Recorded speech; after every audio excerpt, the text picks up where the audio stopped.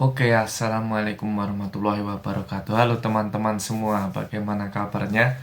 Tentu baik bukan untuk hari-hari yang selanjutnya. Untuk kita semua, semoga diberi kesehatan dan kekuatan.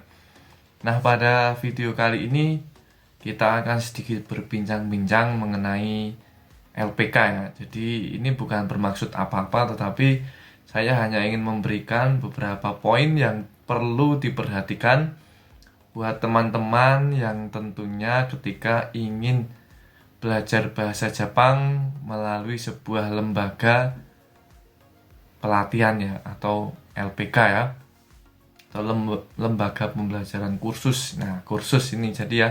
Jadi kira-kira teman-teman itu mungkin ada yang masih merasa bimbang. Saya mau belajar bahasa Jepang tapi LPK-nya mana yang bagus, mana yang bagus. Seperti itu sering saya lihat di postingan grup ya, grup belajar bahasa Jepang dan lain sebagainya.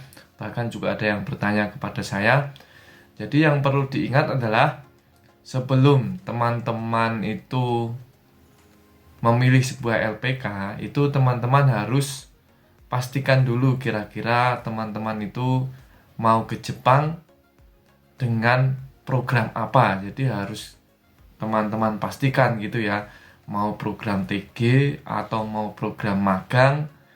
Nah, itu harus dipastikan dulu. Jadi biar nanti teman-teman juga bisa menentukan kira-kira LPK mana yang tepat untuk saya belajar bahasa Jepang. Walaupun pada dasarnya LPK itu semua sama ya, seharusnya mengajarkan bahasa Jepang gitu kan. Tetapi kan karena ada program yang berbeda, maka kadang mereka juga mempunyai standar sendiri-sendiri yang pastinya disesuaikan dengan program yang kira-kira teman-teman atau siswanya akan mengikuti sebuah program yang mana. Jadi teman-teman sebelum memilih LPK itu harus pastikan dulu kira-kira saya ini mau ambil program apa. Apakah magang, apakah TG, ataupun Gakko ya, Nihongo Gakko, sekolah bahasa Jepang. Jadi harus benar-benar dipastikan.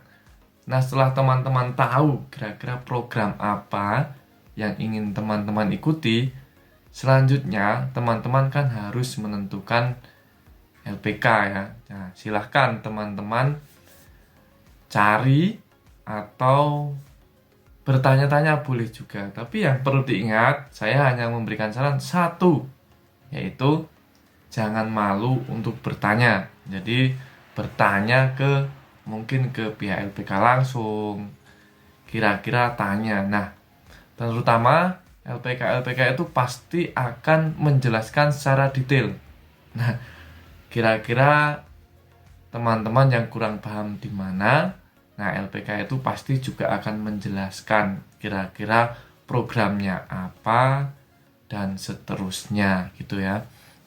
Jadi yang pertama tadi jangan malu untuk bertanya ke sebuah lembaga kursus ya atau LPK tadi.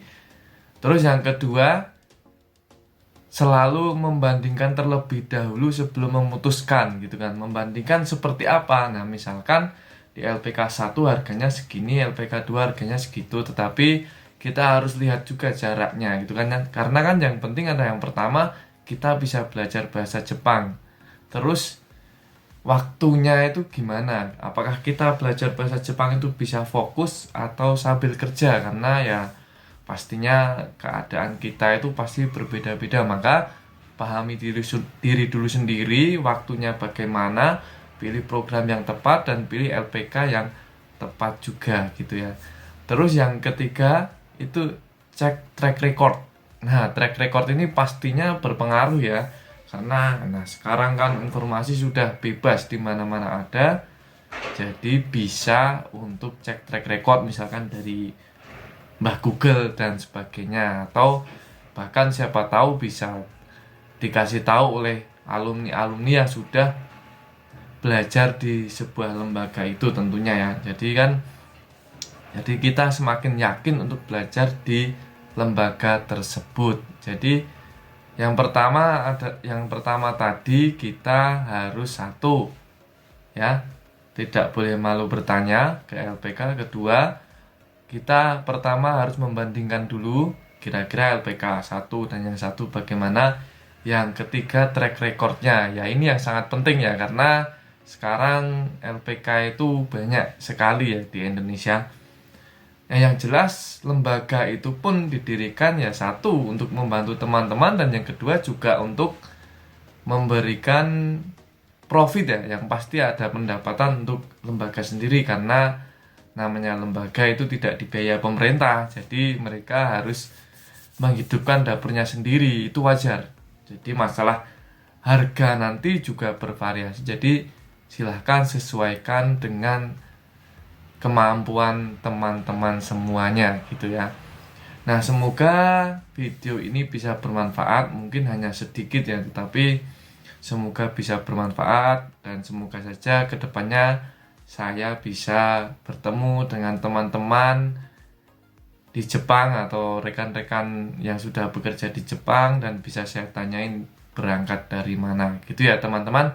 Dan jangan lupa untuk dukung terus channel saya, dan apabila masih ada kekurangan ataupun ketidaktahuan ataupun yang silahkan ingin bertanya, silahkan untuk komentar di channel ini. Terima kasih dan sampai jumpa di video selanjutnya.